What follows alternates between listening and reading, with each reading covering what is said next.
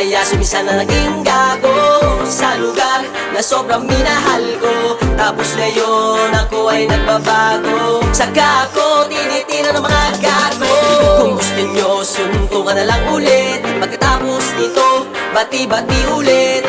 Pero dahil wala akong paki sa inyo, magpo-focus na lang ako sa social media ko. Tatawagin kong kaibigan kong duwende, hihingin ng kung ano-ano. Tapos kaming dalawa ay mag-aasaran, lahat ng followers ko'y magtawanan.